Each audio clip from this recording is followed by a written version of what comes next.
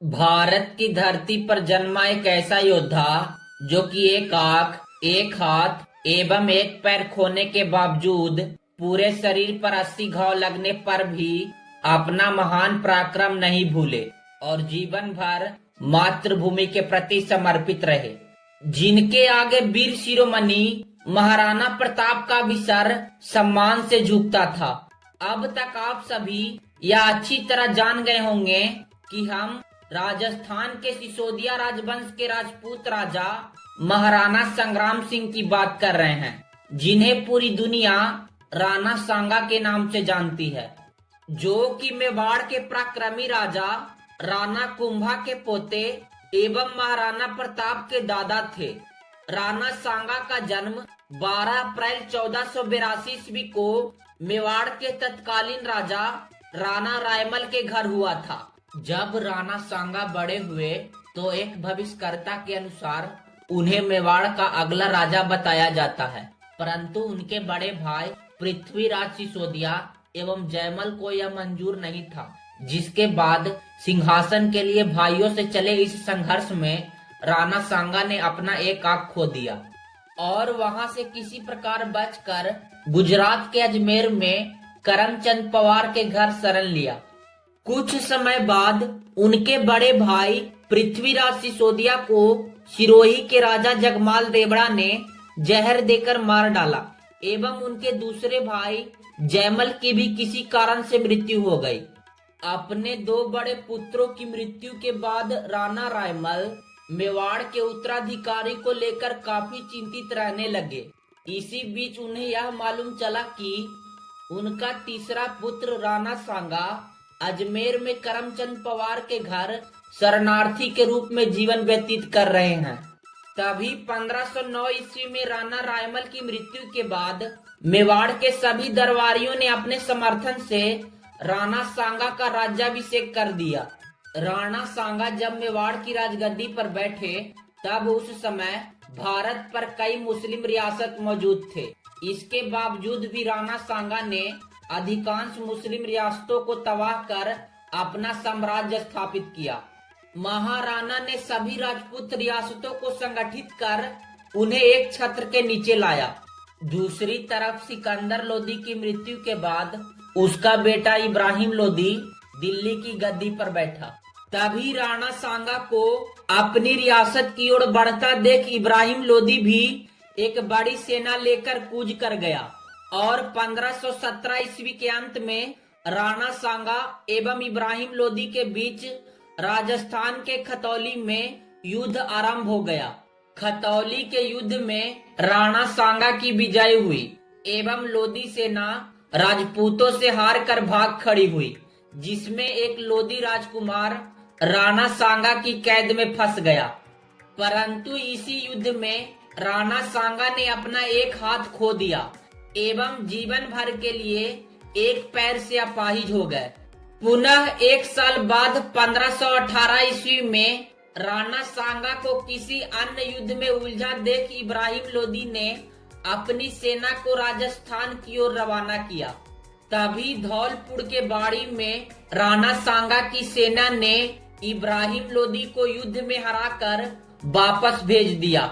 राजस्थान के दक्षिण पूर्वी सीमा रेखा पर स्थित मालवा रियासत के सुल्तान नासिरुद्दीन खिलजी की मृत्यु के बाद उनके पुत्रों के बीच राजगद्दी का संघर्ष छिड़ गया, जिसमें उसका एक पुत्र महमूद शाह खिलजी द्वितीय चंदेरी के राजपूत राजा मेदिनी राय की सहायता से मालवा की गद्दी पर बैठ गया।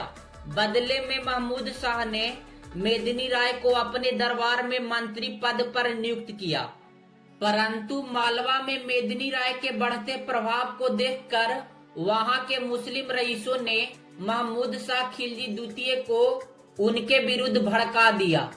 फिर महमूद शाह खिलजी द्वितीय गुजरात के सुल्तान मुजफ्फर शाह द्वितीय के साथ मिलकर चंदेरी पर आक्रमण करने के लिए बढ़ने लगे, जिस पर मेदिनी राय ने मेवाड़ के राजा महाराणा सांगा से मदद मांगी और 1519 ईस्वी को गागरोन दुर्ग के मैदान में राणा सांगा तथा मालवा एवं गुजरात की सेनाओं के बीच भयंकर युद्ध लड़ा गया, जिसके परिणाम स्वरूप राणा सांगा की जीत हुई और महमूद शाह खिलजी द्वितीय को बंदी बनाकर 6 महीने चित्तौड़ में रखने के बाद रिहा कर दिया गया। गुजरात में स्थित ईडर की राजगद्दी पर वहां के शासक सूरजमल की मृत्यु के बाद राणा सांगा ने उनके पुत्र रायमल को बिठा दिया, परंतु गुजरात का शासक मुजफ्फर शाह द्वितीय ईडर की राजगद्दी पर रायमल के चचेरे भाई भारमल को बिठाना चाहता था, जिसके बाद कई वर्षों तक ईडर की राजगद्दी पर सत्ता परिवर्तन होता रहा।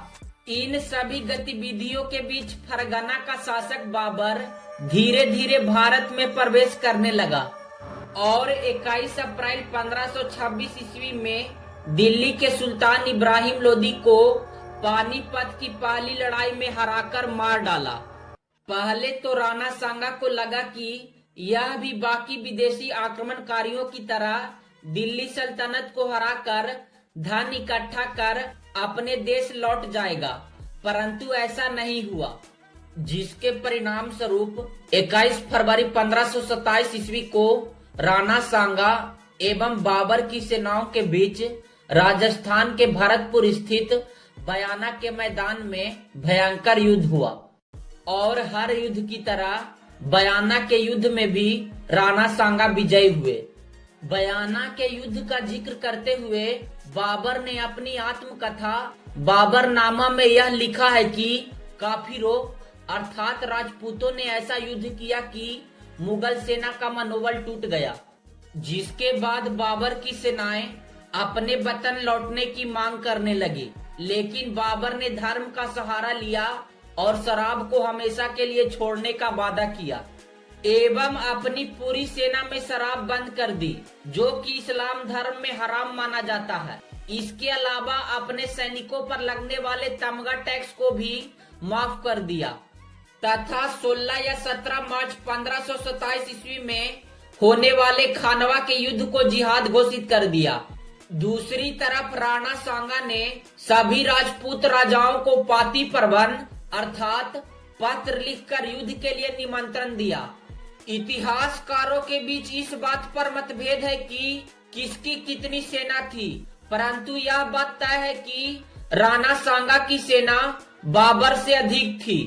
बयाना के युद्ध में हारने के बाद बाबर यह अच्छी तरह जान चुका था कि राजपूतों को हरा पाना काफी मुश्किल होगा, इसलिए उसने एक विशेष रणनीति के तहत अपनी सेनाओं को बाएं, दाएं एवं मध्य सेना के रूप में 3 भागों में बांट दिया एवं मध्य सेना के पीछे तोपों को रखा, जिसके बारे में भारतीय पूरी तरह से अनजान थे। भारत में पहली बार बारूदी हथियार का इस्तेमाल बाबर ने ही किया था तथा राणा सांगा ने पारंपरिक युद्ध शैली अपनाते हुए सामने से आक्रमण किया, लेकिन मुगल तोपों की वजह से उनकी सेना बड़ी मात्रा में क्षतिग्रस्त हुई। फिर भी राजपूतों ने युद्ध पर अपनी पकड़ बनाए रखी, परंतु पूर्ववर्ती मालवा के एक सरदार शिलादित्य तोमर उर्फ शिलादी तोमर अचानक अपनी 30,000 सेना लेकर राणा सांगा के दल को छोड़ बाबर की सेना में जा मिले। अचानक मिले इस धोखे के कारण राणा सांगा को अपनी रणनीति जल्दबाजी में बदलनी पड़ी। इसी बीच मुगल सेना की एक तीर आकर राणा सांगा को लगी और वे वहीं बेहोश हो गए। तभी राणा सांगा को युद्ध भूमि में ना देख उनकी सेना में हड़कंप मच गया, लेकिन झाला के सरदार आजा ने सैनिकों का मनोबल गिरता देख तुरंत राणा सांगा की जगह ली और उनके हाथी पर सवार हो गए, परंतु सरदार अज्जा राणा सांगा की भांति सेना का नेतृत्व नहीं कर पाए और बाबर युद्ध जीत गया। होश में आने पर राणा सांगा को यह पता चला कि हम युद्ध हार चुके हैं और बाबर चंदेरी की ओर मेदिनी राय पर आक्रमण करने के लिए जा रहा है।